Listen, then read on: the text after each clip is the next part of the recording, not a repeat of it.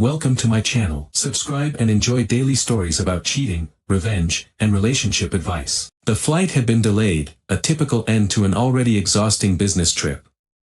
I spent hours in the airport, eyes glued to my laptop as I tried to push through emails and catch up on missed work. All I wanted was to get home, see Lisa, and maybe enjoy a quiet evening together. It had been too long since we'd had that kind of time. As I pulled into the driveway, I noticed her car was parked just slightly off-center, as though she'd rushed home and didn't bother to fix it. I smiled at the thought. Maybe she's planning a surprise, I told myself. After all, we'd always joked about how terrible her parking was. The house was dim when I entered. I could hear the faint hum of the air conditioning kicking on. Dropping my bag by the door, I felt a strange sense of unease, like something was out of place.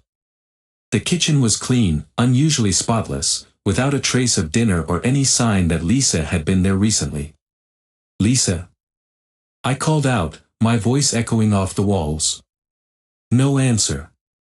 I climbed the stairs slowly, my hand trailing along the banister. There was a light coming from under the bedroom door. I paused, a small part of me expecting her to come out and greet me. Instead, I heard something that made my heart stop. Voices. Soft at first, but unmistakable. I pushed the door open a crack. There, in our bed, was Lisa, her body pressed against Ethan's, her boss. His voice was low and intimate as he whispered something to her that I couldn't make out. Lisa's soft laugh, the laugh I thought was only meant for me, escaped her lips as she responded, "We have to be careful, he'll be home soon." A wave of nausea hit me. I stood there frozen, gripping the doorframe to steady myself. This couldn't be happening. Not after 10 years of marriage. Not after all we'd been through. I wanted to storm in, to rip them apart, to scream. But a cold, calculated thought entered my mind. No. That's what they'd expect. I couldn't let them know I'd seen them, not yet. I needed time to think, time to plan. I slowly pulled the door shut, retreating as quietly as I could. My heart pounded in my chest as I walked back downstairs, my mind a haze of anger, confusion, and disbelief. In the living room, I sank into the couch, trying to make sense of what I'd just witnessed. How long had this been going on? I clenched my fists until my knuckles turned white. Lisa and I were supposed to be solid, 10 years of marriage, and for what? To be replaced by a man like Ethan, her boss, a man I'd never liked. Suddenly, my phone buzzed. A text from Lisa. "Hey babe, hope your flight was okay.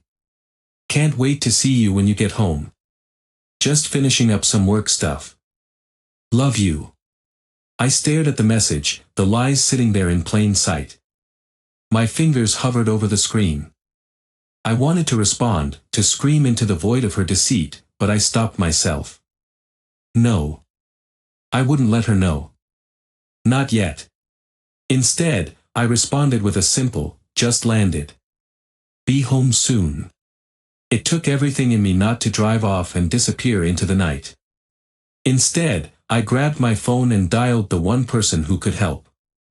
When the line connected, I kept my voice steady. "John, it's me. I need a favor." "Hey man, what's up?" "You sound off," John replied, his voice full of concern. I think Lisa's having an affair," I said, the words burning in my throat as they came out. There was a long pause on the other end. "Shit. You're sure?" "Just walked in on her and her boss," I said, my voice tightening. "I need your help. Know anyone who can dig into this quietly?" "I do," John said after a brief pause. "A PI, discreet. He'll get you what you need." "Send me the contact," I replied, my voice hardening as I made up my mind. I'm not letting her walk away from this without consequences. John hesitated for a moment, then said, "You got it. And hey, I'm here if you need anything else." "Thanks. I'll keep you posted." After hanging up, I stared at the walls of our home, my home, feeling the weight of betrayal press down on me. Everything we built, every memory, was tainted by her lies. But now, I had a plan. I wasn't going to confront her, not yet. I needed proof. Cold, hard proof. And once I had it, she would know the full weight of her betrayal. I stood up and looked around. It was strange how everything felt different now. The house, the walls, the photos of our life together, everything seemed fake. The love I once felt was already turning into something else, something darker. Lisa, I whispered to myself, you have no idea what's coming. The following morning, I awoke early, the remnants of last night's betrayal still clawing at my mind. Sunlight filtered through the blinds, casting stripes of light across the room. I lay in bed, staring at the ceiling, my heart pounding as I considered my next move. I needed proof, something tangible that would expose Lisa's infidelity and put me in control. After a quick shower, I dressed and headed to the kitchen. The aroma of freshly brewed coffee wafted through the air, and I poured myself a cup, trying to focus on anything other than the chaos in my mind. Just then, I heard the sound of footsteps behind me. "Morning, babe. How was your trip?" Lisa asked, her voice bright, too bright. She entered the kitchen with her hair pulled back in a loose bun, wearing one of my favorite sweaters. "Busy. Lots of meetings," I replied, keeping my tone casual as I took a sip of coffee. "How about you? Everything okay here?" "Yeah, just the usual," she said, pulling a slice of toast from the toaster and spreading jam on it. "You know how work gets. Long hours, deadlines." I forced a smile, suppressing the urge to ask her about Ethan. Instead, I nodded and feigned interest. "That's good to hear. Are you excited about the weekend?" "We should do something fun," she chirped, her enthusiasm almost sickening to me now. "Sure," I said, avoiding her gaze. I had to maintain the facade, at least for now. "Maybe we can go out for dinner." "Sounds perfect," she said, beaming at me as she leaned in to kiss my cheek. I felt a sickening twist in my stomach as her lips brushed my skin. I fought the urge to recoil, instead nodding as I pushed down the growing resentment. After Lisa left for work, I took a deep breath and pulled out my laptop, searching for private investigators in the area. I found a reputable firm with good reviews and called their office. A pleasant woman answered, and I could hear the sounds of phones ringing and voices chatting in the background. "Good morning, Johnson Investigations. How can I help you?" "Hi, my name is Mike, and I need to hire a private investigator," I said, trying to keep my voice steady. "Of course, Mike. What's the situation?" "I suspect my wife is having an affair," I said, the words feeling heavy on my tongue. "I need someone to gather evidence discreetly." "I'm sorry to hear that. We can definitely help. Can you tell me a bit more about your wife and what you've observed?" I paused for a moment, considering how much to reveal. "Her name is Lisa. She works for a marketing firm, and she has a close working relationship with her boss, Ethan. I think they might be seeing each other." "Okay, I understand. We can start surveillance during her upcoming business retreat." "When is that?" "Next weekend," I said, my resolve hardening. "I want someone to follow her there, gather photos, anything I can use to prove this affair. Consider it done. I'll send over the paperwork, and once you sign, we'll get started," she said. "Thank you. I appreciate it." As I hung up the phone, a sense of determination filled me. This was the first step toward reclaiming my life, my dignity. I knew I was making the right choice, but the thought of the betrayal still loomed heavily over me. The following week dragged on. Each day felt like a tightrope walk. I continued to act as though everything was normal, but inside, I was a simmering pot of anger and anxiety. Lisa often chatted about her retreat plans, her excitement evident. "You're going to love the hotel, Mike. It's supposed to be amazing, right on the coast," she said one evening, flipping through a brochure she had picked up at work.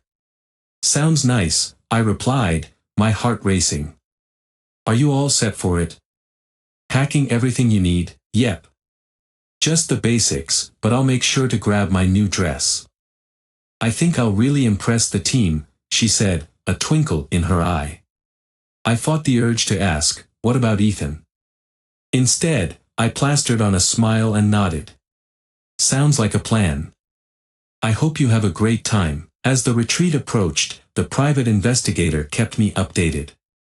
Each evening, I received a message outlining their plans. They would follow her closely, document her movements, and report back to me. Finally, the day of the retreat arrived. I watched as Lisa packed her suitcase, a mix of excitement and dread swirling in my gut. Are you going to miss me? She teased, glancing over her shoulder as she zipped up her bag. Of course, I replied, my voice steady. But I'll be busy catching up on work. You have fun, don't work too hard, okay? I'll call you later, she said, giving me a quick kiss before heading out the door. As soon as she left, I sank onto the couch, feeling both relief and anxiety wash over me. Now it was time for the investigator to do their job. I grabbed my phone and texted the PI. Good luck. Keep me posted, I typed, sending it with a racing heart. Moments later, I received a response, we'll keep a close eye. You'll have the evidence you need. The hours passed slowly. I forced myself to eat and work, but my mind was elsewhere. I pictured Lisa laughing with Ethan, their chemistry evident as they shared secret glances. Each thought only fueled my resolve. That night, I received a call from the investigator. Mike, we have something. Can you meet me tomorrow? Absolutely, I replied, my heart racing. Where? Let's meet at the cafe on Elm Street. I'll bring the evidence, thanks. I'll be there, I said, already imagining the photos, the proof I needed. As I hung up, I couldn't help but think of what would come next.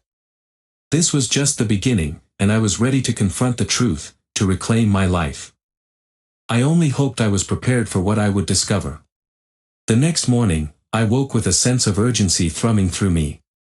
The sun barely peeked through the curtains, and I could feel the weight of anticipation pressing down. Today was the day.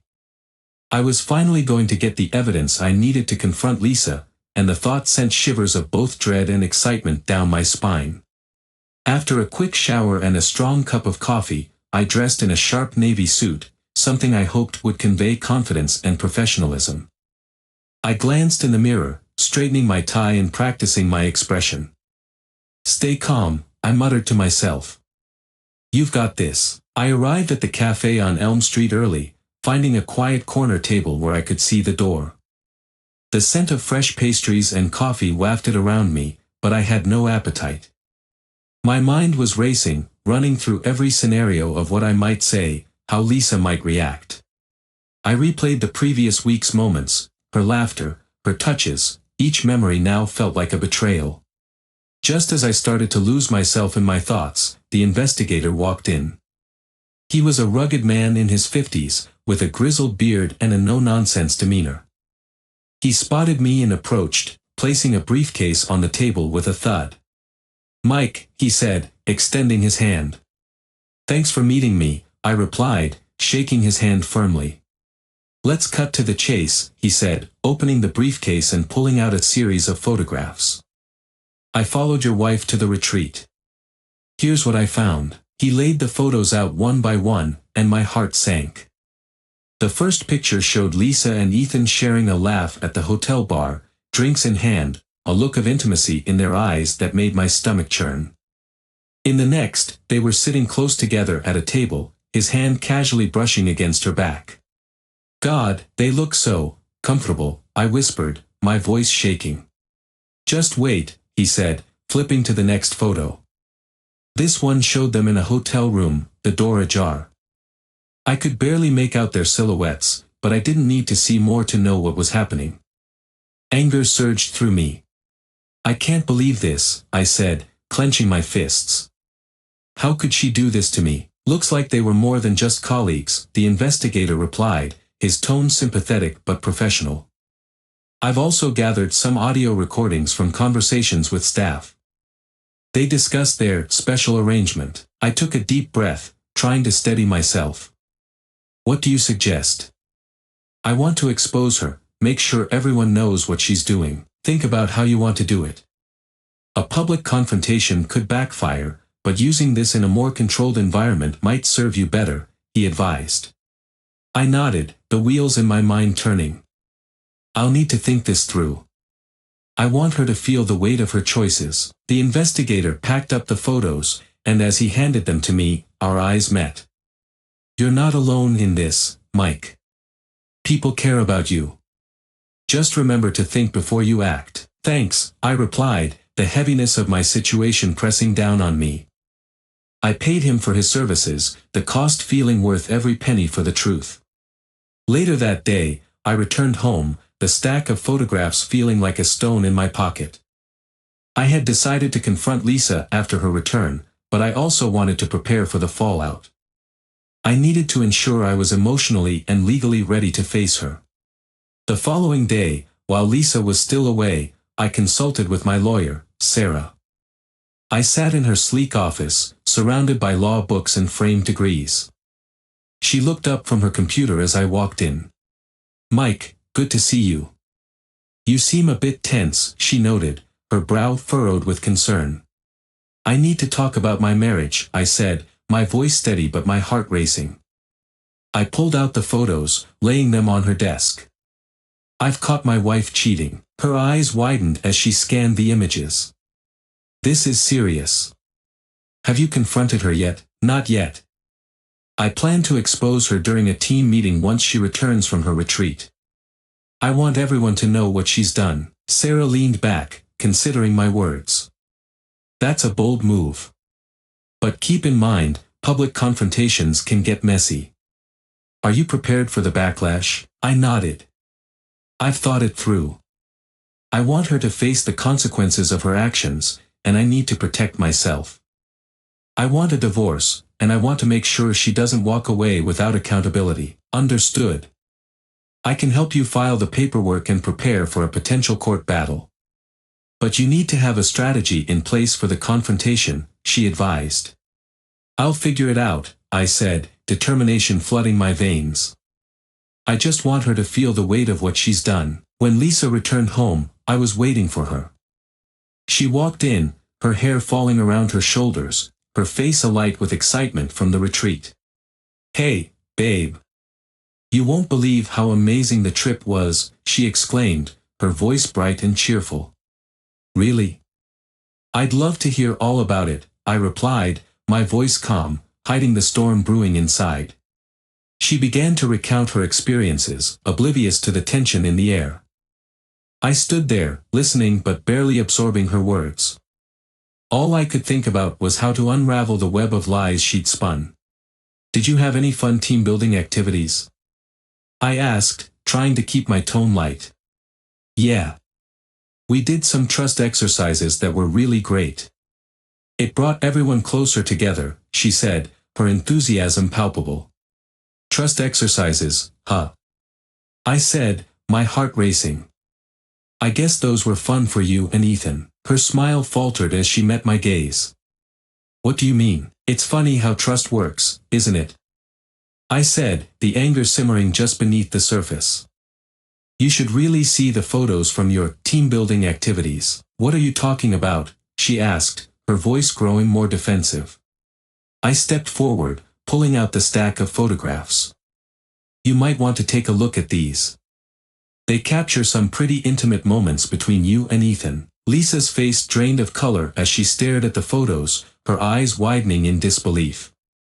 Mike, I can explain. Explain what? I interrupted, my voice rising. How you betrayed me for your boss. How you shattered our life together. Please, let me. I held up a hand to stop her. I've seen and heard enough. You made your choice, Lisa. You decided to break our vows. Mike, it's not what you think, she pleaded, her voice rising in desperation. I was confused. Confused? Or just selfish? I shot back, my anger boiling over. This isn't just about you anymore. It's about the trust we built over 10 years, and you've destroyed it. Tears filled her eyes as she reached for my arm. I didn't mean for it to happen. I thought. No, I said, pulling away. You didn't think about me. You didn't think about us. In that moment, I knew I had to stay strong. I had to reclaim my dignity, my future. I turned away from her, knowing this was just the beginning of the fight for my life, a life I was determined to rebuild. Get out, I said, my voice low and steady. I want you to leave.